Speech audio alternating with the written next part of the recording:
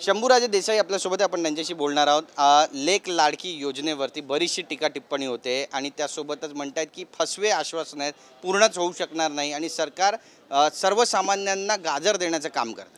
मी मगाशी सुद्धा या बाबतीत जयंत पाटील सन्माननीय आमदार महोदय यांनी जेव्हा सभागृहामध्ये अशा पद्धतीचं वक्तव्य केलं तेव्हा मी सभागृहामध्ये याच्या बाबतीत सरकारची भूमिका स्पष्ट केलेली आहे की जेव्हा ही योजना सरकारनं काल अर्थसंकल्पामध्ये मांडली तेव्हा त्याच्यासाठी लागणारी वित्तीय तरतूदसुद्धा सरकारनं केलेली आहे आणि एक नकारात्मक भूमिकेतनं विरोधी पक्ष अशा पद्धतीची टीका करते. मी त्यांना सांगितलं तुम्ही सकारात्मक राहा, तुम्ही जे केलं नाही ते आम्ही केलं आहे आणि त्यामुळं तुम्हाला पोटशूळ उठणं साहजिक आहे की बाबा आपल्याला नाही जमलं करायला हे ह्या सरकारनं कसं केलं.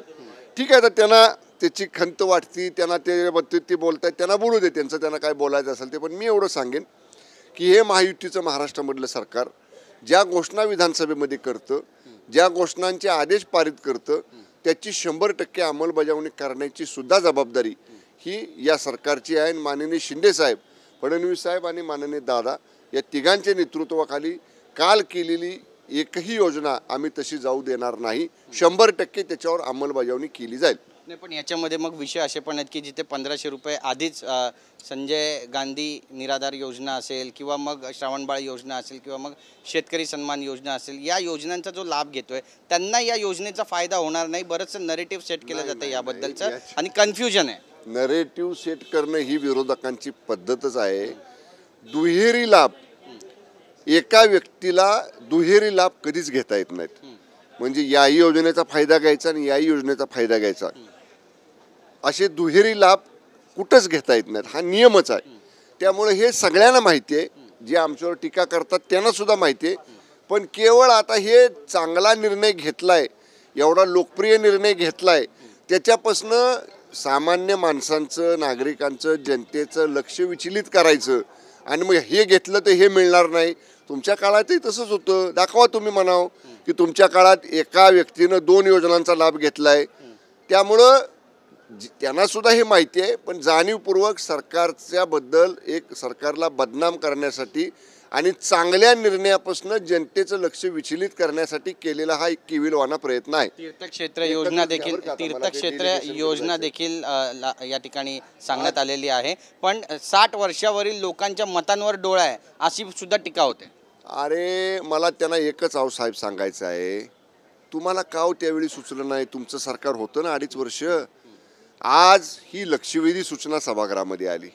सन्माननीय आमदार सरनाईक साहेब, प्रताप सरनाईक साहेबांनी ही सूचना आणली की मुख्यमंत्री तीर्थदर्शन योजना ही एवढ्यासाठीच आहे की जे वयोवृद्ध लोक आहेत, सिनियर सिटीजन आहेत, ज्येष्ठ नागरिक आहेत, ज्यांना तीर्थयात्रा करायची असती, देवधर्माचं दर्शन देवादिकांचं दर्शन घ्यायचं असतं, पण अडचणीमुळं, आर्थिक परिस्थितीमुळं ज्यांना जाता येत नाही ह्या देवदर्शनाला, त्यांच्यासाठीची ही योजना माननीय मुख्यमंत्री महोदयाने या सभागृहामध्ये जाहीर केली. आणि त्या योजनेमध्ये त्याचे अर्ज कसे करावेत, संख्या किती असावी, या सगळ्यांच्या बाबतीत आज सरकारनं निर्णय जाहीर केला. त्या योजनेचं डिटेल GR हा लवकरच या ठिकाणी आम्ही काढू. ते GR काढण्याची प्रक्रियासुद्धा सुरू झालेली आहे. मी सांगू का आपल्याला, इतक्या सुंदर योजना, इतक्या चांगल्या योजना काल बजेटमध्ये आल्या, आजसुद्धा माननीय मुख्यमंत्री महोदयाने जाहीर केल्या. आणि हे ज्यांच्या काळात ज्यांना जमलं नाही त्यांना आता फक्त हे पोटशूळ आहे की आम्हाला जमलं नाही, ह्यांनी केलं, मग ह्यांनी केलं तर मग ह्याच्यापासून लक्ष लोकांचं विचलित करूया, त्याचा ते प्रयत्न करतायत. जनता त्यांच्या अशा फसवेगिरीला दाद देणार नाही. जनतेनं हे पाहिलेलं आहे.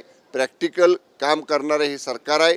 जे बोलतं ते करून दाखवणारं माननीय मुख्यमंत्र्यांचं नेतृत्व या सरकारला आहे. त्यामुळं निश्चितपणे महाराष्ट्रातली जनता या चांगल्या योजनांचं स्वागतच करेल. नक्कीच. एक शेवटचा प्रश्न आहे, विरोधी पक्ष नेते आहेत ज्यांनी टीका केली आहे मुख्यमंत्र्यांवरती आणि मुख्यमंत्र्यांना लाज वाटली पाहिजे पवईमध्ये गोरगरीब मागासवर्गीयांच्या घरांवरती बुलडोजर चालवताना, अशी टीका त्यांनी केली आहे. तो संदर्भ वेगळा आहे, हा संदर्भ वेगळा आहे, पण ज्या पद्धतीने टीका केली आहे त्याबद्दल काय म्हणाल? पवईमधला कुठं बुलडोजर चालवला गेला, का चालवला गेला याची सगळी माहिती मी प्रशासनाकडनं घेतो. परंतु बुलडोजर हे अनाधिकृत पब, अनाधिकृत रेस्टॉरंट्स, ड्रग्स पार्ट्या चालणारे पब्स, अशा ठिकाणी महाराष्ट्रभर मोहीम सुरू झालेली आहे. परंतु पवईमध्ये जर कुठं समजा बेकायदेशीर बांधकाम असेल किंवा ते बांधकाम तोडण्याचे काही आदेश असतील आणि त्या अनुषंगानं जर समजा काही कारवाई सुरू असेल तर त्या कारवाईचा थेट माननीय मुख्यमंत्र्यांशी संबंध जोडणं हे विरोधी पक्षनेत्यांना शोभून दिसत नाही. विरोधी पक्षनेते आता काल थोडंसं लोकसभेच्या निवडणुकीमध्ये जे काही त्यांच्या पक्षाला मतदान मिळालं त्याच्यामुळं ते जरा भारावून गेलेले आहेत आणि ते भारावून गेल्यामुळं किंवा त्याच्यामुळं ते आता वाटेल तसं वक्तव्य करायला लागलेत. परंतु ठीक आहे, सतत कुठल्याही वक्तव्याचा थेट माननीय मुख्यमंत्र्यांशी संबंध जोडायचा आणि मुख्यमंत्र्यांना त्याच्यामध्ये बदनाम करण्याचा प्रयत्न करायचा, हा किती जरी प्रयत्न विरोधी पक्षनेते वडेट्टीवारांनी केला तरी त्याला सुद्धा जशास तसं उत्तर सत्ताधारी बाकावरून आम्ही नक्की देऊ. नक्कीच. पण तुम्हाला पण बदनाम करण्याचा प्रयत्न होतो, त्याला उत्तर कसं देणार तुम्ही?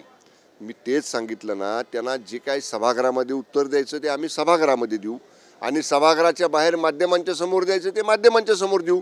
त्यामुळं मी एवढंच सांगेन आपल्याला की अर्ध्या हळकुंडाने पिवळे झालेले हे सगळे विरोधी पक्षाचे सध्याचे नेते आहेत. त्यांच्या डोक्यात कालच्या लोकसभा निवडणुकीचं जे काही खोटं नरेटिव्ह सेट करून त्यांनी जे लोकांची मतं मिळवली त्याची हवा गेलेली आहे. ही क्षणिक आहे, कारण माननीय मुख्यमंत्री महोदयांनी सांगितलं की ही क्षणिक सूज आहे. ही क्षणिक सूज उतरायला सुद्धा वेळ लागणार नाही आणि निश्चितपणे त्यांनी जशी टीका करतील त्याला जशास तसं उत्तर आम्ही सत्ताधारी बाकावरून देऊ. धन्यवाद आमच्याशी बोलल्याबद्दल. कॅमेरा पर्सन योगेश गुरवच्या गिरीश गायकवाड, TV9 मराठी, मुंबई.